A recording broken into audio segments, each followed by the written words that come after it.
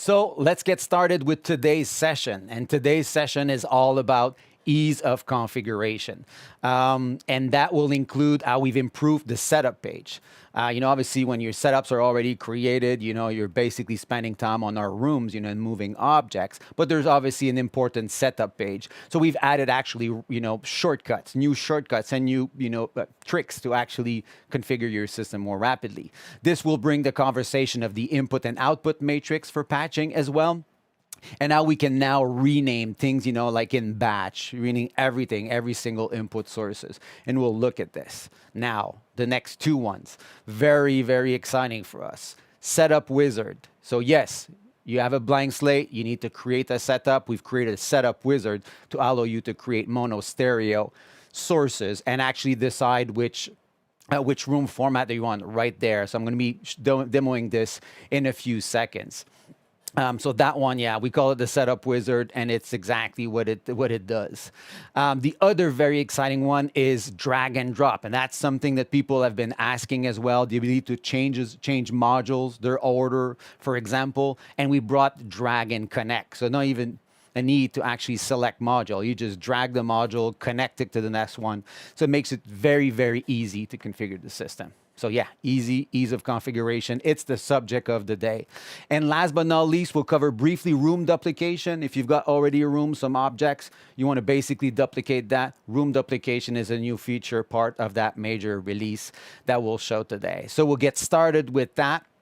And these are kind of the key aspect, and we'll then follow up with some more. We won't stop there. We'll be looking at system examples. We'll look at Pro Tools, templates, and new track preset, and so on and so forth. And we'll get back to this. So you know what? What about I actually start right away? I start right away. And let's take SPAT on an empty page. You should be seeing that on the live stream right now. So what we've got in front of us is the famous setup page, and it doesn't look like much, obviously, when you look at it, because it's totally empty. And this is obviously before, loading a project or starting to create your session. So some interesting shortcuts that exist there. Obviously, you see those little plus signs on the left side, which brings us the ability to add some inputs, like we were just doing here. And actually, if we go all the way down, we have the same thing for outputs.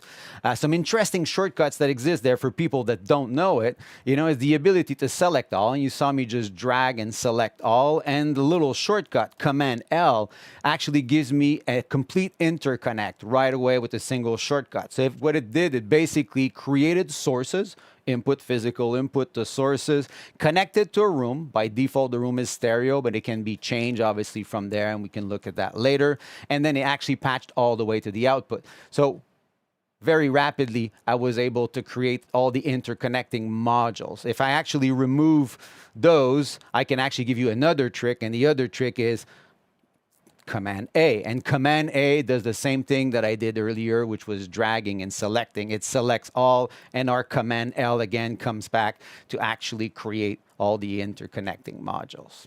Making sense? Making sense? I hope it does. Now, we've talked about, in a little preview, I was talking about actual matrix. So, okay, I've added those inputs and outputs, but what's the patch in relationship to my hardware I/O? So let's look at this. We're not going to talk about I/O preferences and setting. We're just going to talk about this actual matrixing. So again, I can actually select all these input blocks, dragging them. There's some shortcuts for that as well, but I'm not going to talk about this right now. And we've got the ability, and you see it actually on the, well, you probably don't see it because my camera is over it, but there's the show input matrix on the right side. And actually, there's a little shortcut for this, which is Alt-I. And Alt-I for input brings up the actual input matrix. So you see on the top, channel 1 to 64, my physical input. On the left side, the actual input in SPAT. So you can rapidly go in the matrix and click and hold and basically drag to actually create your line. If you actually want to do this on a single click, if you hit the control key and click, I just clicked on channel 13 and you saw basically a line, everything in line, cascading the patch. and I accepted this, my input patch is done. Same happens on the output patch. If I'm actually selecting my output module at the bottom, you saw me do that, I can actually populate the matrix. Now we see only two sources. It's the left, right, it's the two channel right now, and I can repatch this wherever I want. Voila. Making sense? I hope it makes sense. Now we may want to be renaming those inputs, and to do this, we can actually select all these actual modules again, and we can actually bring the edit input name. So Alt N. So, you know, the shortcuts Alt I for the matrix input, Alt O for the output matrix, and Alt N for naming.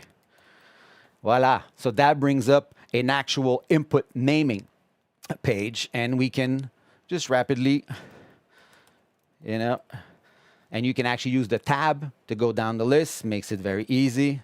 I'm typical live guy that I am. I'm going kick, snare, hi-hat, and so on and so forth. But you get the concept, and I've renamed them, just pressed OK. So you see that this renamed our inputs. And actually, because there's some intelligence in the connection, it actually renamed the actual source, the bottom module that's connected to it. And why this is important is when we get into our actual source control, or in a room, or we're moving those objects, right? When we're actually in this room, well, we obviously have the proper name to it. Making sense? So that is our renaming function. Now, the setup wizard. That's, you know, so let's say that we don't want to do some plus, plus, plus. And you can obviously imagine that if you've got a 64 channel patch, that pressing on the plus 64 time is a pain. And then having to drag all those, finding the shortcut. Yeah, let's just remove all this from the equation. We'll close the project, starting from a blank slate here. And we have this new setup wizard with the shortcut Alt, again, Alt what? Alt W for wizard. So our Alt W here, or the setup wizard, you can actually see this. And as we're talking about shortcuts, you can actually see that we brought menus.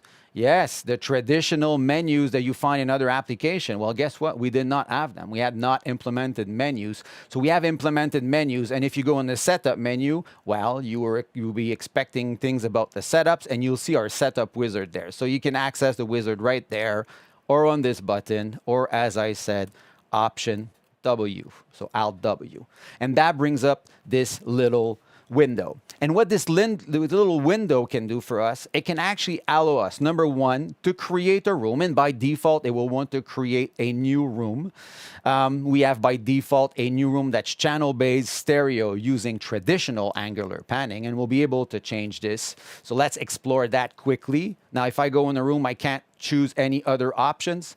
You will see later that I can actually choose existing rooms and go patch to those for the setup wizard, but we'll keep this for later. So actually here, stream type, we have all our options on stream types as we deal with various stream types. So channel based, so meaning multi-channel systems, or we call it surround if you want to call them surround. Anything that has to do with a speaker configuration, a physical speaker configuration, are considered these channel-based arrangement. We got our other ambisonic options. We've got the binaural, and this is the binaural synthesis, an actual binaural room to allow us to create binaural content. Fourth, but not least, mid-side. Yes, we still support, and we support mid-side, so you can have a mid-side approach room. And last but not least, B format, which, by the way, could be removed and just be called HOA first order, because this is what B format is all about. As a lot of people have been kind of, using the B format word, we still make it as a stream type, but it is an HOA, high order ambisonic type. So yeah, then whenever we're in channel based like we were right now, we get to see all the speaker arrangements that exist. And this is a mix right now of speaker arrangements that we have predefined. Some of them are custom that I made, but most of them are all predefined. We actually are reworking this completely. You'll be seeing this in the next presentation next week. So yeah, the wizard allows us to create this room, decide, and let's just go quickly and choose a format or something right here. Let me just choose, well, there's a Dolby Atmos 7.14, and it chose a panning type, a VBAP panning type, which is our default, way when we're dealing with these sweet spot centric type of approaches. Today's not the conversation on panning type, and you'll see a little click box for binaural monitoring. Hugo, I'm confused. You talked about stream type binaural, not binaural monitoring. Well, the difference is quite simple. Binaural monitoring is basically virtualizing the speaker arrangement. Why would you use this? Well, you would use this simply if you don't have that speaker arrangement. If you don't have an Atmos system, but you want to be monitoring, virtualizing those speakers, the 714 arrangement on headphones, you would be using binaural monitor. That would be one great way. That would not be necessarily the only way of monitoring it, because we have the ability to create various streams. You could be creating your 714 and creating a quad output for your studio monitor, but the binaural monitor is the interesting part for headphone, working off a laptop, or even in the studio. We'll grab the headphones and virtualize, hear what's going on. So let's actually put this on there if we want to. And then let's talk about sources. We've got these little lines, up to 8 lines, basically, and with the little plus, I can actually add little blocks. And you see me here being able to decide the number of sources. So let's go for 32 inputs. I can choose what those sources are. If they are by default, we're using channel-based mono, but if you actually want some mono and some stereo, we can actually very rapidly do this. You can even change the naming to call it, mono if we want, or whatever. And we're actually going to be putting some numbering next to it as we create multiple ones. Let's go for the next one. I need 8 stereo for that particular session. 8 stereo. And we'll go on and say, well, we have some I-order ambisonic. We happen to have an Ambix, B format Ambix or I-order ambisonic first order Ambix style to actually bring in the session. We could actually do this right there as well. So we can choose the I-order ambisonic. We're going to go for a 3D, a 3-dimension I-order ambisonic, and we can choose the order right away. So first order all the way to 7th order, as this is what we support. So you can see how all these lines are basically allowing me to rapidly create an actual setup. And if I actually don't need this line, I'm going to remove it. So here I have 3 different source types, a quantity of them, 32 mono, 8 stereo, and then I get the option to press OK. Or actually, I can ask OK and matrix. And OK and matrix, I'm going to choose it, will actually give me the ability to see the matrix. Now, the system's intelligent enough. It did a one-to-one patch to this, but I may have to change the path for whatever reason. Again, my control and clicking, I can change my path very rapidly. I can confirm this, and then I'll get the output matrix. Same thing. Do I need to change the path? But again, it did a one-to-one. So don't necessarily have to think about it. But sometimes if you want to confirm, make sure things are patched properly, or just to actually go change the patch right away, and you'll press OK. And as you see in the back, here we are. We've got a session. If I actually open this room with all our mono instances, we gave it unique colors as well, for you to deal with. Number one. Number two, what the wizard did for us, it created that room. So all sources are connected to this room. It's a 7.1.4 room. And you can see another block here that's feeding 2 master. Why is this? You have the master of your actual print that will be going out on some outputs. And you have here another master that we're sending to the binaural monitor. Remember, I was saying the little click for binaural monitor. So here we are. It created that binaural monitor, and we have another output for this that we can obviously send wherever you want. And that was it. That's the setup wizard. Obviously, if there's some questions about this, we can cover them back later, and the team is live. I actually don't see what's going on the questions, so I'm going to keep going, but feel free to ask questions if you have any. Sorry for this. One thing that I want to bring to your attention as well is, Hugo, you brought some I-order ambisonic into the equation. Yeah, indeed, I did. The system actually did something for me here, because we can't just take an HOA and bring it and re-specialize it. And something that you may want to do, spinning the scene, or you want to be playing with that actual scene, that capture, that Ambix capture. What we actually do automatically in the case that when you're ingesting an I-order ambisonic is we've created the transcode for you. Actually, my face is right over that. Well, maybe I can kill my face. Maybe I kill my face for you guys, or I can actually move it. Yeah, don't need to see Hugo all the time. Or, so you can actually see here that it created an actual transcode module. So it takes from an Ambix encoded, transcoded to channel base, and it's patched. That was that big source that you saw there, right? You saw that one here. This is basically your scene, your transcoded scene of an HOA Ambix. Okay, good. Hope this is making sense, but this is the way to create basically initial sessions on the fly. Now, if I wanted to add some things to this equation, I could go for the setup wizard again. And it gives me the ability to create a new room with some specific sources to it. But we can actually as well go patch extra sources. We can choose rooms that are existing. So if you have already existing rooms, you can still use the wizard to complement it with more sources. And it will obviously patch them to it. Making sense? Yay, I hope it makes sense. It does make sense for me anyway. Maybe I can put back my face there, just so you guys see me that I'm still alive. Good. Next, we're going to be covering another good one, and that's the one that's called drag and drop and drag and connect. And I can actually, do it right here when it's fairly self-explanatory. As I said, you can drag and move, and as you may see is my stereo one that was after mono 32 is actually before now. I basically moved those two, this source and the input followed, just to keep some nice lines in our design. So drag, move, okay, very practical. If you had multi-room room in the setup, you can actually do the same thing, reordering. Sometimes the wiring are weird. You just want to wire the stuff. So this is it. First one, number 2. And let me just clean that page because it's getting messy. Let me just do a little wizard and we'll do a little 8 sources and go boom and press OK. Here's my new setup that I've just done. Now we have some sources and we may want to connect them into another room. Drag and connect will become very interesting. I've just added a room. You can drag and connect, and the connection is automatically done. Some questions are popping. We can actually maybe cover some, or maybe we'll do this later.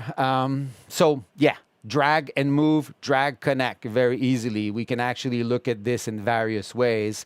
A room, a source, drag, connect creates the interconnecting module, the source. So the input, I drag the input to the room, create the modules in between, and that's it. Okay? Very powerful. Very powerful. Maybe Hugo can show it for everybody. Oh, you guys want to make me work. I'm sorry, guys. I'm actually watching here. Some people are talking to me. What is he saying? Nicolas, maybe Hugo can show it. Question from Mastro DL Style. Is there a shortcut page now? A shortcut page?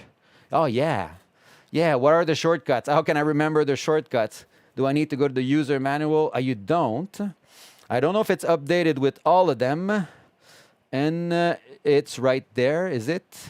Yes, I know where it is, boss. Even the lead developer is talking to me. Hugo, you remember where it is? Well, it's right there. Okay, so all the shortcuts, they should be all showing up for you. And this is in the preference page. In the preference page user interface, there's a little button to bring up that actual shortcut page. Okay, you see it right there. And yeah, there should be all there. Not sure we've actually updated. It looks like we have more than this list. So, hey, development team that's online, Nicolas, we may have to review it. But, or maybe they're all there. I don't know. It looks like we've got more now. We've been adding a lot of shortcuts. Good stuff. Drag and connect, drag and move, right? You saw those. Actually, yeah, good. Okay, now let's talk about room duplication quickly, and that's another interesting one. We're going to close this project and do setup wizard again. Just go for an 8 little setup. Boom. And maybe, you've created some, a room already and you've got some sources and you basically want to duplicate this. You might change the format. You might decide that this room is something else, but you want to duplicate the room and its connections, okay? So we actually have brought room duplication. And if I actually select on this room, you can see the duplicate selected on top. Oh, you can't see it. My face is over it again. The shortcut is Shift-Command-L. And Shift-Command-L, and that is not the shortcut. The shortcut is Command D. Yes, sir. Sorry, Hugo, you're getting good with shortcuts. That's why the shortcut list was quite practical. Actually, you most of the time you can see the shortcuts. We keep them normally closed. Duplicated selected room, so we can get to choose the new name for it. We'll call it room 2 for now. And we get 2 questions asked. And that one is, do we want to duplicate the source as well? Meaning that, are we taking the same sources to that room? So these 8 sources that are patched to room 1 or not, we want to duplicate them. So it will be, and we'll look at this. We're actually going to ask for this right now, and we'll tell you about what that does. And then it asks you, do you want to duplicate the output as well? And if you say yes, well, it's going to duplicate the output section. And if we go for that, look what happened there. Basically, we've got a new room, duplicated the output, but we've duplicated the sources as well. Why would you do this, Hugo? Basically, a single source input, physical input, can actually going to be feeding 2 sources that are living in 2 rooms, maybe with a different setups. Now, you may not want to do this, depending what you're trying to do. In some cases, it doesn't make sense to do this, but I want to show you that that is possible as well. Okay.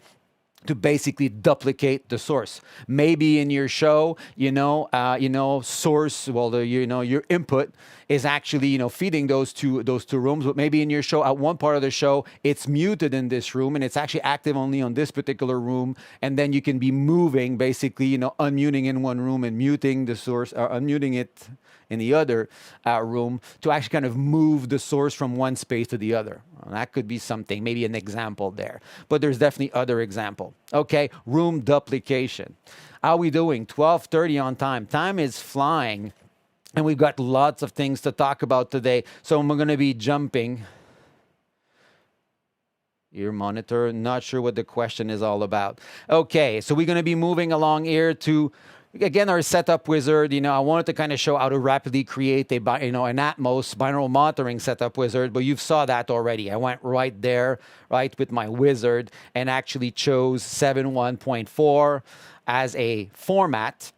And then I actually chose binaural monitoring as I wanted to have this option to virtualize, and that's it, okay?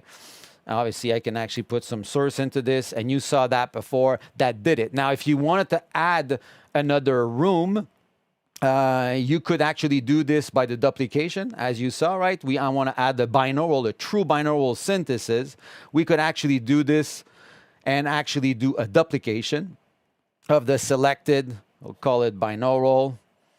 We don't want to duplicate the source. We want the same sources. And I don't want to duplicate the output for now. And that's it. Yeah, now that is something that we fixed already. But there's your second room, okay? And then you can actually